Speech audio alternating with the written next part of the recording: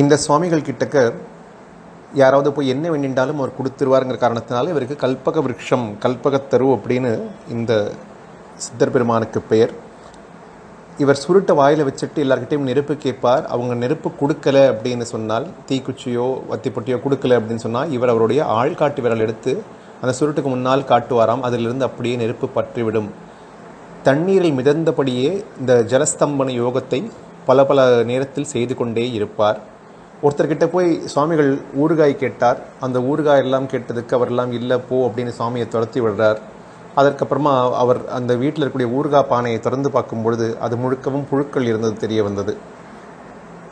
அப்போது அந்த மகானோட மகிமையை உணர்ந்து கொள்கிறார். இது போன்ற பல பல அற்புதங்களை இந்த மகான் செய்திருக்கார்.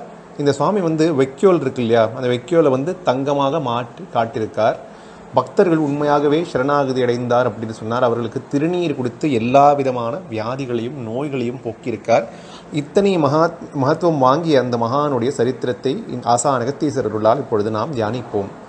புதுச்சேரியில் கடந்த நூற்றாண்டு நம்ம மக்களோட மக்களாகவே வாழ்ந்த ஒரு அற்புதமான மகான் தான் ஓம் ஸ்ரீ கம்பளி ஞான தேசிக சுவாமிகள். புதுச்சேரியிலிருந்து கோரிமேடு போகிற வழியில் பொய்யாக்குளம் வெள்ளிவாரிக்கு மேற்கில் பார்த்தோம்னா தட்டான் சாவடி அப்படிங்கிற இடம் இருக்குது. அது பக்கத்தில் இருக்கக்கூடிய ஒரு ருத்ர பூமியில் தான், அது பக்கத்தில் தான் இந்த மகானுடைய சமாதி அமையப்பட்டுள்ளது. கம்பளி ஞான தேசிக சுவாமிகள் சென்னையிலிருந்து தான் புறப்பட்டு புதுவைக்கு வந்ததாக கூறப்படுறது. இந்த புதுவையில் இருக்கக்கூடிய பாக்குமுடையான்பட்டு, கவுண்டன்பாளையம், முத்தியால்பேட்டை போன்ற பல பகுதிகளெல்லாம் சுவாமிகள் நடமாடியிருக்கார். சுவாமிகள் அவரோட ஆன்மீக சக்தியால் மக்களுக்கு பல பல நன்மைகள் செய்து கொடுத்தார். மக்களோட நோய் நொடிகள் எல்லாம் வந்துடுது அப்படின்னு சொன்னால் சுவாமிகள் கிட்ட வருவார்கள். அந்த நோய்க்கு ஏற்ற மாதிரி சுவாமிகள் பச்சிலையோ விபூதியோ கொடுத்து குணமாக்குவார். ஞானதேசிக சுவாமிகளுக்கு இன்னொரு ஆற்றலும் இருந்தது. என்ன அப்படின்னா, அவர் நினைச்ச மாத்திரத்தில் ஒரு இடத்துலேருந்து இன்னொரு இடத்திற்கு ரொம்ப சீக்கிரமாக போயிடுவார். இந்த சித்தர்கள்லாம் கவுன மார்க்கத்தில் எப்படி வேணாலும் சென்று விடுவார்கள் அப்படிங்கிறத பார்த்துருக்கோம். ரசமணி அப்படியே வச்சுப்பார்கள், வாயில் வச்சுப்பார்கள், கையில் வச்சுட்டு அப்படியே எங்கே வேணாலும் போயிடுவார் அப்படின்னு பார்த்துருக்கோம். இது போன்ற ஒரு ரொம்ப ரொம்ப உன்னத நிலையில் இருந்த இந்த மகான் அவர் எங்கு போக வேண்டும் அப்படின்னு நினைச்சாரோ அங்கே போய்விடுவார். எந்த பக்தருக்கு தேவையோ, எந்த பக்தரை எங்கு காக்க வேண்டுமோ அப்படின்னு நினைச்சாருன்னா அவர் அந்த நிமிஷத்தில் போயிடுவார். இந்த சித்தர் என்ன பண்ணுவார்னா, சில நேரங்களில் இந்த வாயில் ஒரு சுருட்டை பிடிச்சி வச்சுன்னு இருப்பார். அப்படி அங்கே போகிறவர்கள் எல்லார்ட்டையும் நெருப்பு கேட்பாராம். அவங்கெல்லாம் அந்த தீப்பெட்டியோ அந்த நெருப்போ கொடுக்காமல் இருந்தாங்க அப்படின்னு சொன்னால் அந்த ஆள்காட்டி விரலை எடுத்து அப்படி இந்த சுருட்டுக்கு முன்னால் காட்டுவார். இந்த சுருட்டு அப்படியே குப்பென்று தீப்பற்றி கொள்ளுமாம்.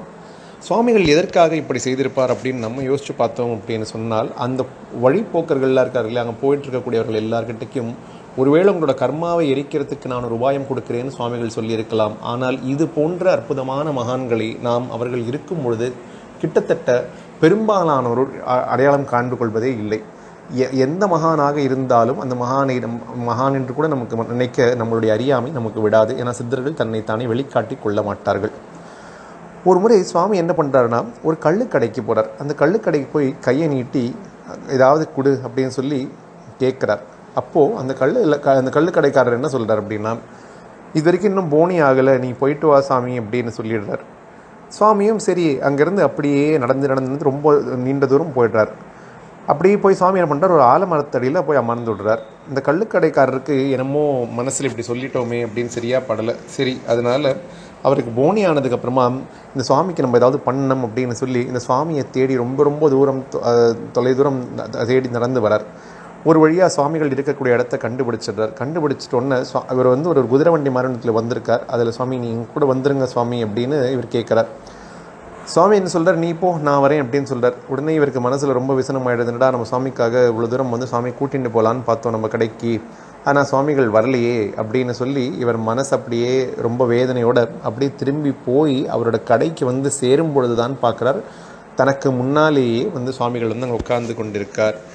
ஆறுமுக சித்தர் அப்படிங்கிற ஒரு மகான், நம்ம குற்றாலத்தில் அவரை பற்றி நம்ம வரக்கூடிய காணொலிகளில் பார்க்க போகிறோம். அந்த மகான் ஒரு மிராஸ்தார் அவருக்கு அபிஷேகம் செய்து கொண்டே இருக்கார். அது அபிஷேகம்லாம் முடித்த பிறகு அந்த 108வது குடத்தில் பண்ணக்கூடிய அபிஷேகம் மட்டும் அந்த தண்ணீர் நிற்கவே இல்லையாம். அதற்கு பிறகு சுவாமிகள் தண்ணீர் அபிஷேகம் பண்ணது அப்படின்னு சொன்னதுக்கப்புறம் தான் கிட்டத்தட்ட 2 மணி நேரத்திற்கு பிறகுதான் அந்த குடத்தில் இருக்கக்கூடிய அந்த தண்ணீர் நின்றதாம். அது வரைக்கும் அந்த 108வது குடத்தை அபிஷேகம் பண்ணிகிட்டே இருந்தவருக்கு கைவலி ரொம்ப ஜாஸ்தியாக எடுத்தான். இதுபோல் அதுக்கப்புறமா அந்த மகான் வந்து இந்த ஜமீன்தார் கேட்டிருக்காரு, எங்க கூட வாங்கோ எங்கள் வீட்டுக்குன்னு சொல்லும் பொழுது, நீ போ நான் வரேன் அப்படின்னு சொல்லியிருக்கார்.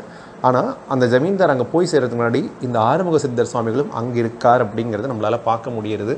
இது போலவே மகான்கள் நினைச்ச மாத்திரத்தில் எப்பொழுது வேண்டுமானாலும் எங்கு வேண்டுமானாலும் தங்களை வெளிப்படுத்தி கொள்வார்கள் அப்படிங்கிறது எடுத்துக்காட்டாக இந்த அற்புதத்தை நம்ம சொன்னோம்.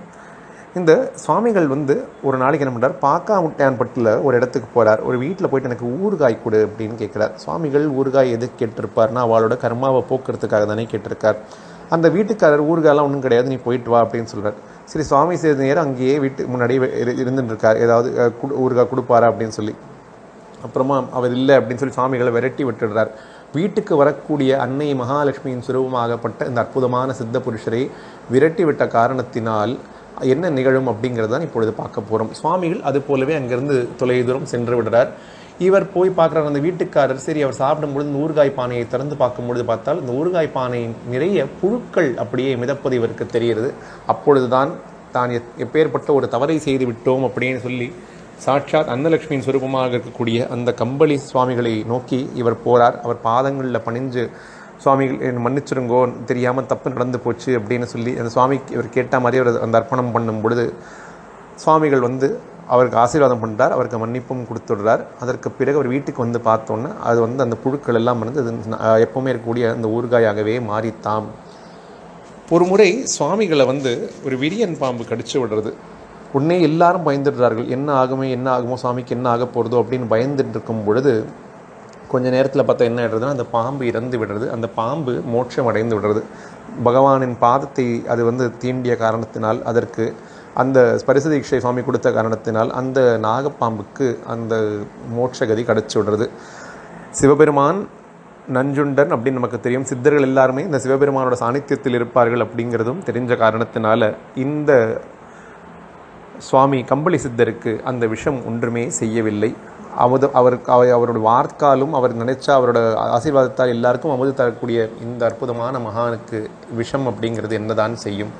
சுவாமிகள் ஆத்ம சாதனை ரொம்ப அதிகமாக செய்வார். அந்த தண்ணீர்லேயே அப்படி மிதந்து கிடப்பார். இந்த தண்ணீர்லேயே சுவாமிகள் பல நாட்கள் அப்படி இருப்பார். தண்ணிக்குள்ளே போனாலும் எவ்வளோ நேரம் உள்ளே போவார் அப்படிங்கிறதே சொல்ல முடியாது. அப்படி உள்ளே போனார்னா வெளியில் வரத்துக்கு ரொம்ப ரொம்ப நேரம் ஆகிவிடும்.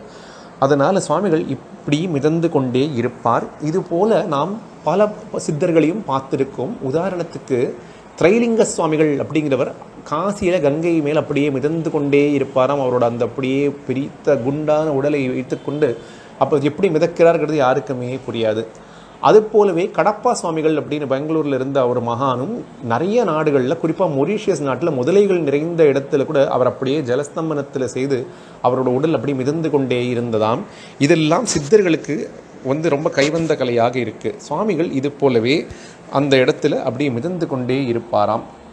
ஒரு நாள் என்ன ஆகிறது அப்படின்னால், சுவாமிகளை கொஞ்ச நாளாக பார்த்தா காணலை, எங்கே போச்சுனே தெரியல. அப்படின்னு திடீர்னு சுவாமிகளோட உடல் வந்து ஏதோ ஒரு நீர்நிலையில் மிதந்து கொண்டிருக்கும் பொழுது ஒரு குரல் வந்து அங்கே எல்லாருக்கும் கேட்டதாம், கம்பளி தண்ணியிலே அப்படின்னு சொல்லி. அதற்கு பிறகு தான் எல்லாரும் அங்கே ஓடி வந்து பார்த்தால் சுவாமிகளோட உடல் அங்கே இருக்கிறது தெரிஞ்சது. அதுக்கப்புறமா தட்டாஞ்சாவடிக்கு பக்கத்தில் இருக்கக்கூடிய இடத்துல சுவாமிகளோட உடலை ஜீவசமாதி வைத்து அதற்கு பூஜைகள் செய்து கொண்டு வரப்படுகிறது. அது மேலே ஒரு சிவலிங்க பிரதிஷ்டை ஆயிருக்கு. இந்த சமாதிக்கு வெளியில் ஒரு கூரையால் வெய்யப்பட்ட ஒரு மண்டபம் இருக்குது.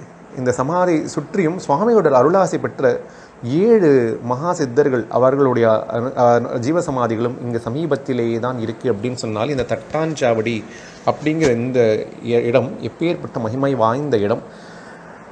கல்பக விருட்சம் அப்படின்னு சுவாமிகள் அழைக்கப்படுறார். கல்பக விருட்சம் அப்படின்னா நம்ம என்ன வேண்டாலும் கொடுக்கக்கூடிய ஒரு அற்புதமான மகான். இந்த மகான் வந்து அமாவாசையில் பிறந்தார், மார்கழியில் 1873ஆம் ஆண்டில். இந்த மகான் நமக்கு எப்பவும் அனுகிரகம் செய்வதற்கு என்றைக்குமே சித்தமாக இருக்கார். இந்த மகானோட அருள் கடாட்சத்தை நாம் அனைவரும் பெற்று அவரோட குரு அருளுக்கு பரிபூர்ண பாத்திரமாக வேண்டும் அப்படின்னு வேண்டி கேட்டுக்கொண்டு இப்பொழுது பேசப்பட்ட வார்த்தைகள் அனைத்தையும் ஸ்ரீ கம்பளி சுவாமிகளின் பாதங்களில் சமர்ப்பணமாக வைத்து இந்த உரையை நிறைவு செய்கிறோம். ஓம் நமோ வெங்கடேசாய.